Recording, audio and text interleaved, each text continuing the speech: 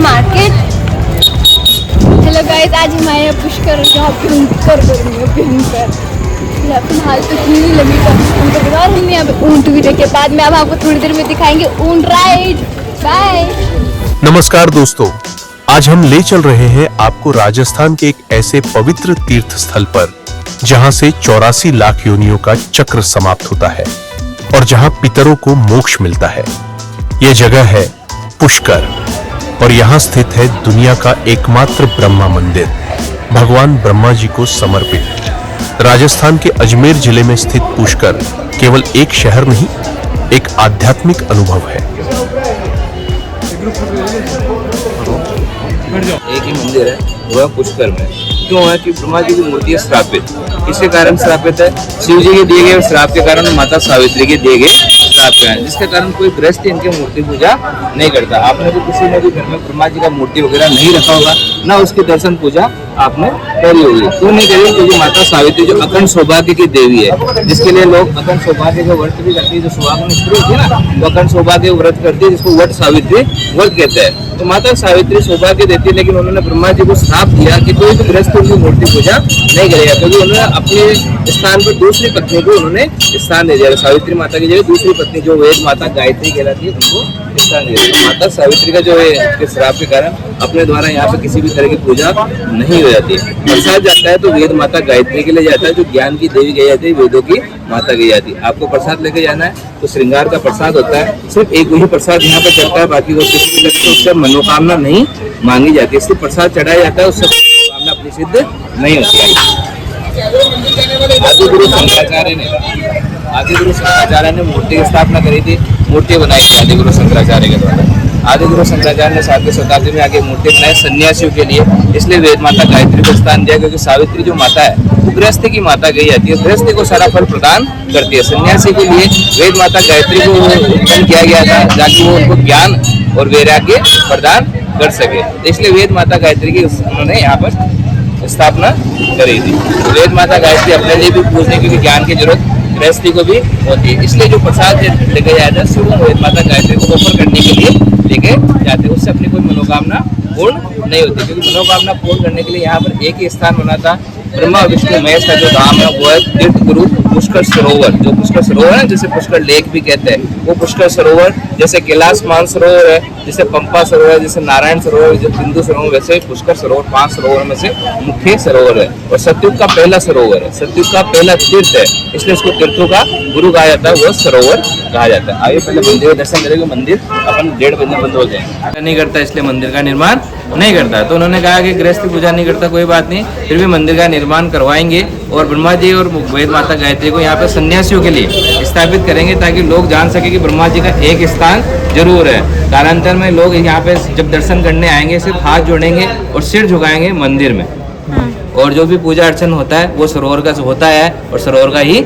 होता रहेगा। इस तरह से यहाँ पे मंदिर बनवाया गया। पुष्कर आके उन्होंने एक ही बात कही, जो वेदों पुराणों के द्वारा उन्होंने जानी, कि गंगा जाए गोमती जाए चाहे चारों धाम, एकमात्र पुष्कर ना है उसका नाम कल्याण। यानी सारे तीर्थ आप कर आओ, लेकिन आपने पुष्कर तीर्थ नहीं किया तो आपको पूरी यात्राओं का फल प्राप्त नहीं होता, अधूरा ही उसका फल आपको प्राप्त होता है। जिस तरह से गंगा सागर के लिए कहा जाता है कि सारे तीर्थ बार बार, गंगा सागर एक बार, वैसे पुष्कर के लिए कहा जाता है कि सारे तीर्थ कर आओ, लेकिन आपने पुष्कर तीर्थ नहीं किया ना तो आपको उन यात्राओं का फल पूरा प्राप्त नहीं होता। इसलिए जीवन में एक बार पुष्कर तीर्थ आना आवश्यक है। और 4 धाम करने के बाद तो यहाँ पर आके गौदान जो करना है वो तो करना ही है। इस तरह का यहाँ पर उल्लेख आता है। ब्रह्मा विष्णु महेश तीनों का ये धाम कहला जाता है। बाकी जगह आप जाओगे तो या तो शिव का धाम होगा या विष्णु का धाम होगा या शिव और विष्णु का धाम होगा, लेकिन पुष्कर ऐसा धाम है जो ब्रह्मा विष्णु महेश का तीनों का इकलौता का धाम कहा जाता है, पहला धाम कहा जाता है। विष्णु का पहला भू वैकुंठ कहा जाता है,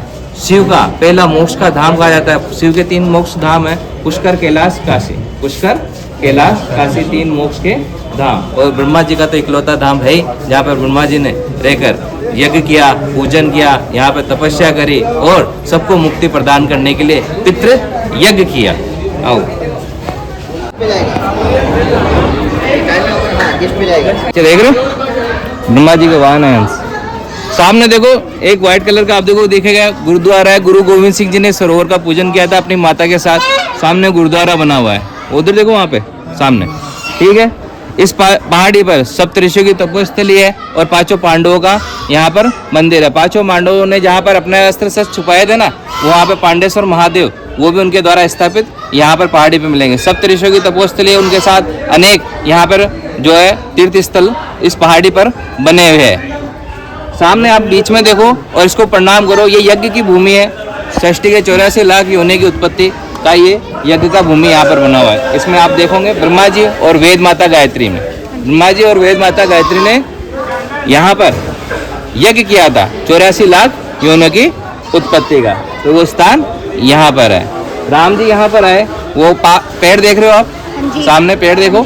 राम जी यहाँ पर आए अपने पिता दशरथ के लिए, क्योंकि दशरथ जी को श्राप था श्रवण कुमार की हत्या के कारण, तो वो दोष गया तीर्थ में नहीं मुक्त हो सकता था। उसी कारण गया तीर्थ में जब राम जी गए तो वहाँ पर आकाशवाणी है, जब तक आप पुष्कर तीर्थ नहीं जाओगे आपके पितरों की मोक्ष नहीं होगी। इसी कारण राम जी को यहाँ पर आना पड़ा। श्री कृष्ण भगवान के कहने पर पांचों पांडव भी यहाँ पर आए। जब उन्होंने कहा कि हमें पितृदोष क्यों है, तो उन्होंने बताया आपने सब जगह कर्म किया लेकिन आपने पुष्कर में कर्म नहीं किया। आपके पिता पांडव को भी श्राप लगा था जिसके कारण उनकी मुक्ति नहीं हुई। इसी कारण से उनको यहाँ पर भेजा गया और 1 वर्ष तक रहकर उन्होंने यहाँ पे तपस्या करी। अपने अस्त्र शस्त्र छुपा गए, यहीं से गए और वापस अस्त्र शस्त्र लेने आए। महाभारत का युद्ध हो गया समाप्त। तो कुरुक्षेत्र में उन्होंने कर दिया था सबके निमित्त, जहाँ पर करने के बाद, लेकिन जब युधिष्ठिर जो बार बार स्वप्न आते रहे कि हमें मुक्ति चाहिए, हमें मुक्ति चाहिए, इस तरह के, तो श्री कृष्ण उसके कहने पर वो पुनः पुष्कर आए और यहाँ पर सबके निमित्त उन्होंने यहाँ पर कर्म किया, तर्पण और पिंडदान का। यहाँ पे कहा जाता है कि यहाँ पर नारायण की एक लीला हुई थी जो कहते हैं गजेंद्र मोक्ष की लीला।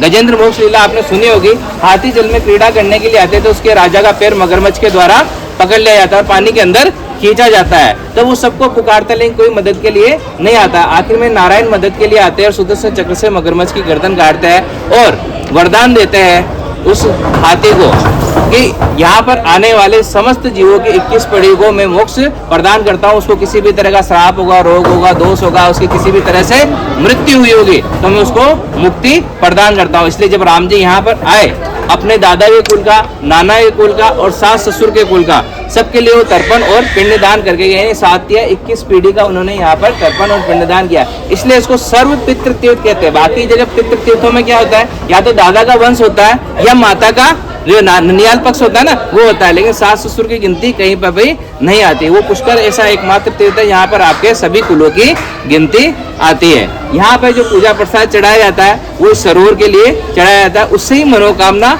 मांगी जाती है। क्यों मांगी जाती है? जब ब्रह्मा जी ने उस पुष्प को यहाँ पर गिराया, जो उन्होंने वरदान मांगा था शिव से 5000 वर्ष तक तपस्या करके, क्या वरदान मांगा था कि जिस स्थान पर बैठ के वो सृष्टि की उत्पत्ति का यज्ञ करेंगे वहीं पर उनकी पूजा होगी और समस्त जीवों की मोक्ष होगी। तो ये मोक्ष का वरदान देने वाले थे शिव, किनको? ब्रह्मा जी को। और उस तीर्थ के लिए उन्होंने सब जगह भ्रमण किया और यज्ञ की भूमि के लिए वो नारायण के पास गए। नारायण ने उनको कमल का पुष्प दिया, कहा कि इस पुष्प से आप उत्पन्न हुए हो।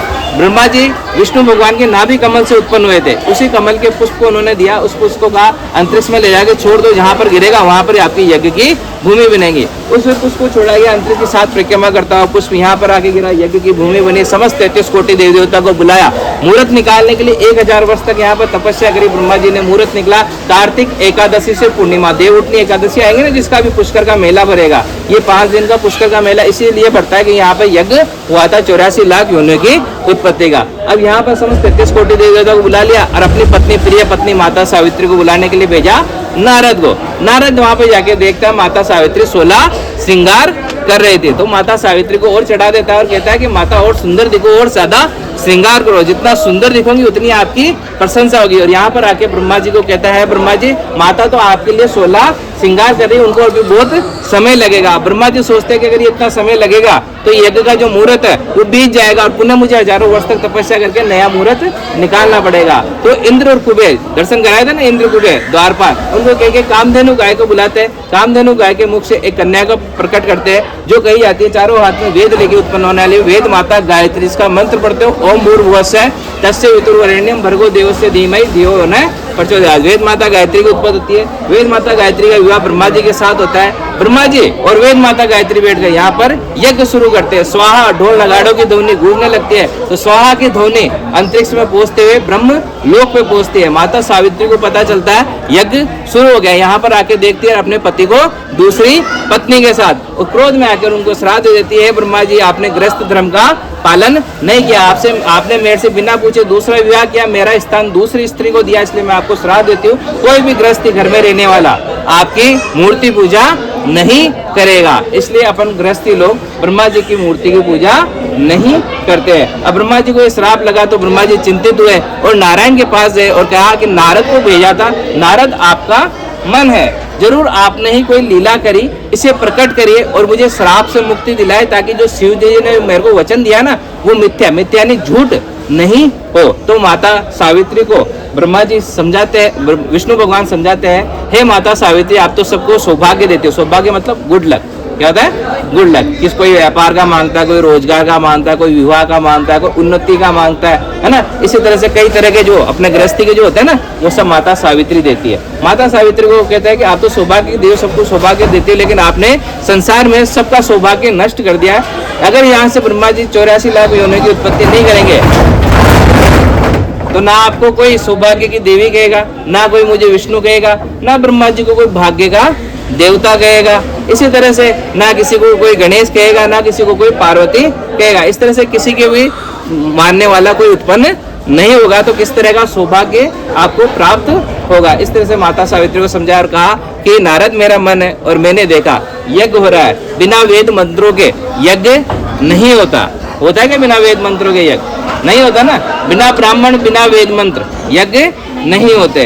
तो वेद माता गायत्री को सावित्री माता को समझाते हैं कि वेद माता गायत्री की उत्पत्ति इसलिए हुई है ताकि वेद मंत्रों की उत्पत्ति हो सके, और बिना वेद मंत्रों के यज्ञ पूर्ण नहीं होता था। माता सावित्री को समझ में आता है और माता सावित्री कहती है कि मेरे से भूल हुई, मैंने आपको श्राप दिया, लेकिन श्राप से मैं मुक्ति नहीं कर सकती, लेकिन वरदान देती हूँ कि जो जल का स्वरूप है ये ब्रह्मा और सावित्री के रूप में पूजा जाएगा। ब्रह्मा सावित्री का कोई मंदिर मूर्ति नहीं बनेगा। अपन दर्शन करके आए तो गायत्री के दर्शन गए, माता सावित्री तो नहीं थी ना, वो इसलिए वजह से नहीं थी। तो क्या है यहाँ पे ब्रह्मा और सावित्री का वास इस जल में हुआ। इसलिए ऋग्वेद में कहा धर्मस्य धर्म रूपेण ब्रह्म रूपेण पुष्कर है, लोका नाम तारणार्थाय मम पाप से करूँ। धर्म के स्वरूप ब्रह्मा जी आपका एक ही स्वरूप है, पुष्कर का जल स्वरूप, सभी लोगों को तारण करने वाला, सभी पापों को क्षमा करने वाला एकमात्र रूप रहेगा, वो होगा जल का स्वरूप। समस्त 33 कोटि देवता इस जल में विद्यमान रहेंगे, और जब ये 5 दिन आएंगे तो यहाँ पे प्रकट रूप से इस जल का पूजन अर्चन करने के लिए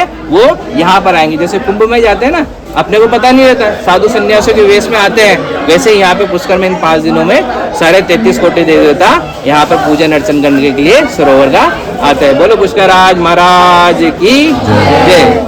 इसी कारण राम जी को आना पड़ा अपने पूर्वजों की मोक्ष के लिए, इसी कारण पांडवों को आना पड़ा अपने परिवार की मोक्ष के लिए। जिसमें भीम जब यहाँ पर आए थे ना, तो भीम ने अपने पोते बर्बरिक, जिसको आप खाटू श्याम के नाम से भी जानते हो, उनके निमित्त भी यहाँ पे सरोवर पर कर्म किया था। अब यहाँ पे प्रसाद कैसे चढ़ाया जाता है वो बता देता हूँ। 20 रुपए का प्रसाद का थाली होता है, यहाँ पे बैठ के ब्राह्मणों के द्वारा चढ़ाया जाता है। यहाँ पर एक ट्रस्ट बनाया गया है जो सारे 52 घाटों और 1000 मंदिरों के लिए है। जो दान दिया जाता है 4 तरह के भोग होते हैं। कैसे भोग होते हैं? एक तो चावल का भोग होता है, सबसे छोटा भोग होता है, उसके बाद लड्डू का भोग होता है, फिर खीर पूड़ी का भोग होता है, फिर ध्वजा का भोग होता है, सबसे बड़ा भोग। जैसा आपको भगवान ने दिया, जैसा आपको भगवान ने दिया, आप तीर्थ की सेवा में वैसा आप दान दे सकते हैं। ब्राह्मण आपको ये प्रसाद चढ़ाएगा, आप अपनी मनोकामना मांगेंगे और अपने पूर्वजों को यहाँ से